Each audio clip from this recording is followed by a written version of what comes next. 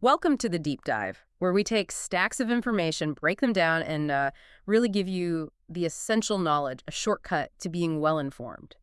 Today, we're diving into something I think is really fascinating, especially if you're interested in strategy or competitive dynamics, or just, how plans work out, or sometimes how they spectacularly fall apart. Yeah, definitely. We've got detailed notes here from a unique event, a League of Legends Subpersonalities tournament match. Match A9. Think of it like different strategic sides of a player forming their own teams. Addy versus Tira. Exactly. Addy and Tira leading these two distinct strategic approaches. And these notes are incredibly detailed. We've got everything from team compositions, the strategic thinking behind them, all the way to a minute-by-minute breakdown. Key plays, objectives. Yeah, who took what, when even MVP calls for different stages. It's quite rich.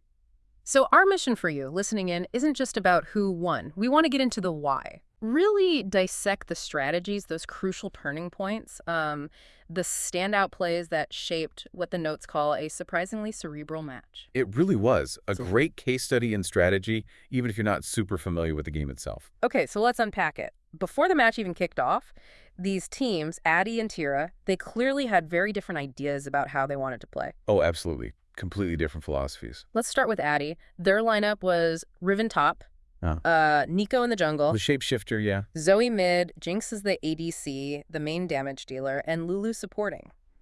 Sounds explosive. It was designed for that. The notes describe it as high mobility and pick potential. Quick movements, isolating targets. Right. The whole idea was to get Jinx scaling. She becomes a monster late game behind what they call disruptive zone control. So key strengths. Yeah. Picking people off quickly with Zoe and Neeko. Definitely. That deadly pick potential, Jinx's late game power, obviously, and then explosive flank potential.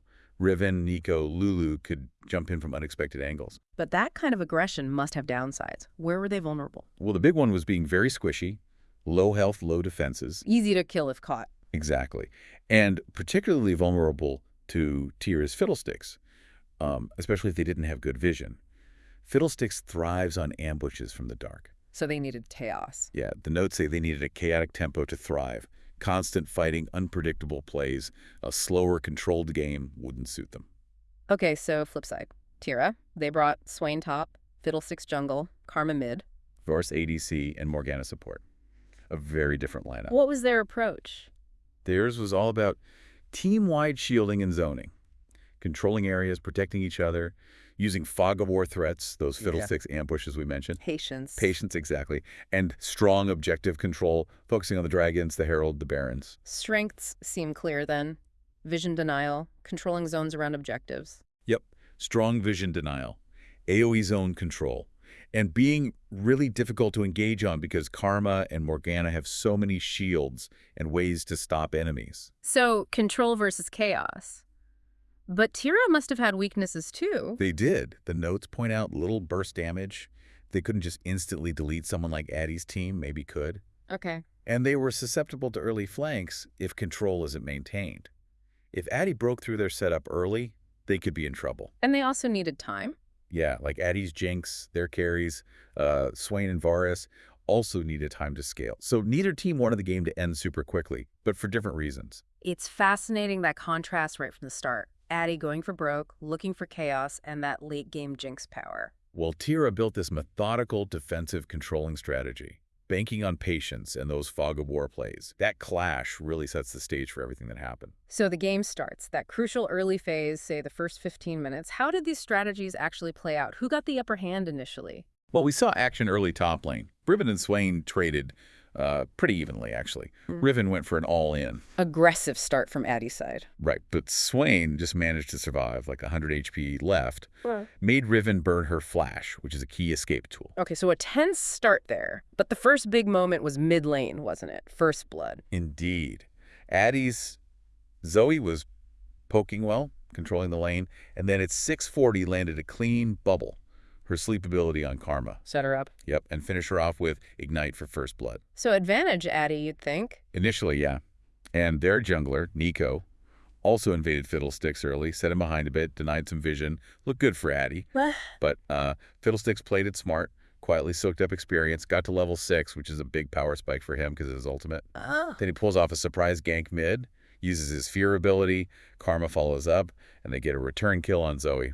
Payback. So Tira strikes back quickly. What about bot lane? Pretty neutral down there for a while. Then around 11 minutes, Tira's Varus and Morgana made a play. Used Flash, chained their abilities on Lulu. Locked her down. Yeah, but Addy's Jinx traded back, got a big rocket critical hit, so still fairly even down there. And the big neutral objectives. Dragons, Herald. Addy's team did secure the first dragon, getting that early team buff. Good for scaling. Right, but Tira countered by taking the Rift Herald, which helps push down turrets. So it balanced out. A real back and forth start then. The notes called Zoe the early MVP. Yeah, for that first blood and just her general pressure trying to make those creative picks happen. But it raises that interesting point you mentioned, even with first blood and dragon going to Addy. Tira weathered it. Fiddlesticks recovered from the invade, got that crucial return kill, secured Herald. It showed their resilience. You know, they could take a punch and stick to their plan. Right. It really foreshadowed what was coming. Okay, so moving into the mid-game. Let's say 15 to 25 minutes. Teams start grouping, fighting over bigger objectives. Did Addy's chaos start to snowball, or did Tira's control take over?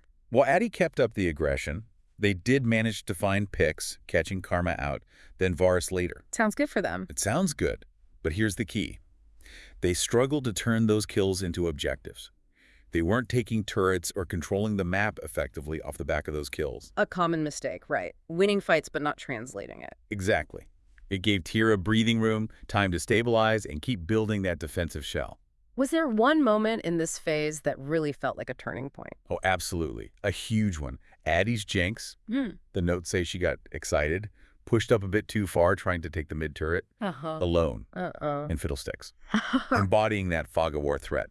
Ults from the darkness, Swain follows up, Jinx just gets deleted, instantly gone. Ouch. That's Addy's main win condition getting shut down hard. A massive setback for their whole strategy. Took away so much potential damage for the upcoming fights.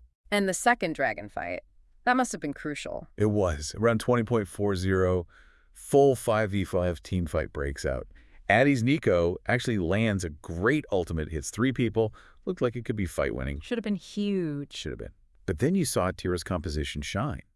Karma and Morgana used their shields, their ultimates, perfectly. Just absorbed so much damage, held the front line. Bought time for their damage dealers. Exactly. It allowed Varus, Tira's ADC, to just stand back and shred through Addy's front line, Riven and Neeko. And Tira won that fight. They did.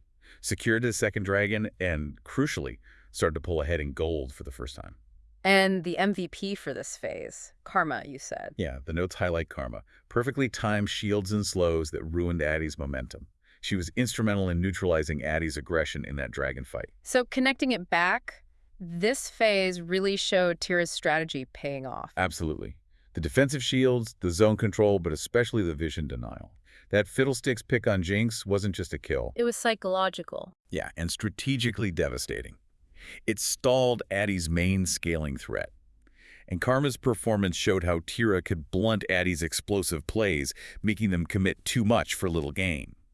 Control started to overcome chaos. Okay, so Tira's got the lead. They've got momentum, superior vision control. How did they use that to close out the game in the late phase after 25 minutes? Well, that vision control became even more critical. Addy just couldn't safely move around the map. They were losing track of where Tira's players were. Setting up more ambushes. Exactly. And it led to another key pick. Neeko face-checked a brush near Baron. Just walked into it without knowing who was there. Oh, no. And Fiddlesticks was waiting. Instant fear, instant delete again. Fiddlesticks just haunting them from the shadows. What did Tira do then? They immediately pivoted to Baron Nashor, the most powerful neutral objective. Secured it around 28.55. And a Baron buff is huge for sieging, right? Pushing bases. It's massive. Makes your minions super strong, gives you combat stats. Tira started this slow, methodical siege, using Karma's speed boost to position. Varus poking from long range, just grinding down Addy's defenses. Was there any way back for Addy? Any last stand? There was one final, desperate attempt around the Elder Dragon that's usually the last major objective fight. Okay. Addy tried to force it. Riven flanked. Zoe landed a good bubble on Varus. Jinx actually started popping off, the notes say. A flash of what might have been. A glimmer of hope. A glimmer, But Tira's comp was just built for these moments. Fiddlesticks ults into the river again, causing chaos. Swain uses his ultimate to control the front line, making it impossible for Addy to push forward. And Varus? Varus just repositioned safely behind all that chaos and shielding and picked up a triple kill. Shut down the fight, shut down Addy's hopes. And that sealed it. That was pretty much game over. Tira pushed into Addy's base, ended the game at 36.A. Only Lulu survived to see the Nexus fall. Final score was Tira 20 kills, Addy 14. Quite a turnaround from that early first blood. It really was. The notes called it surprisingly cerebral, despite Addy's chaotic nature. Lots of traps, outplays, layered abilities. So, Tira takes the win. Looking back at the whole game, who was the ultimate MVP? Has to be Fiddlesticks. Tira's jungler. KDA of 5 kills, only 2 deaths, 10 assists. But beyond the stats. The impact. Immense impact. Massive fog of war control. Turned at least 3 key fights with those Fear ultimates. And, crucially, denied Jinx the chance to ever really take over the game. He was the perfect counter. Can't forget Karma, though. Honorable mention. Absolutely. The notes give her 1. Played disengaged perfectly, provided over 90k shielding, which is a huge amount, and just stopped Addy's early chaos from ever truly snowballing. She enabled the whole strategy. She really did. And you see how those 2 picks, Fiddlesticks and Karma, perfectly embodied Tira's strategy. The patience, the vision denial, the unexpected strikes from Fiddle, and the constant, reliable protection and control from Karma. It was team synergy executing a plan. So, when we boil it all down, what's the big takeaway here? This deep dive into match A9, it paints a pretty clear picture, doesn't it? It does, and the final thoughts in the notes sum it up beautifully. Addy's team brought sparks, smiles, and scares, but Tira brought structure, and that won the game. Structure triumphs over chaos. The patient plan beats the aggressive rush. Yeah, and I like this line too. Where Addy danced, Tira drifted like fog creeping, waiting, striking with precision. Ooh, evocative. And the final nail in the coffin for Addy's strategy. Jinx dreamed of popping off, but Fiddle never let her wake up. It just perfectly captures how Tira's specific counter, Fiddlesticks, dismantled Addy's whole game plan. It's a powerful demonstration, isn't it, that sometimes the calculated, controlled approach, even if it looks less flashy on the surface, can completely dismantle aggression. Especially when you have those strong counter-initiation tools like Fiddlesticks and the defensive layers like Karma. It was defense-enabling offense at the perfect moments. So our deep dive into Match A9 really highlights a clear lesson. Whether you're talking about a game like League or, challenges elsewhere, sometimes calculated structure and vision control can beat pure chaos. Yeah, and it highlights those unsung heroes too. The Karmas providing constant support, the Fiddlesticks making those perfectly timed, perhaps unseen plays that swing everything.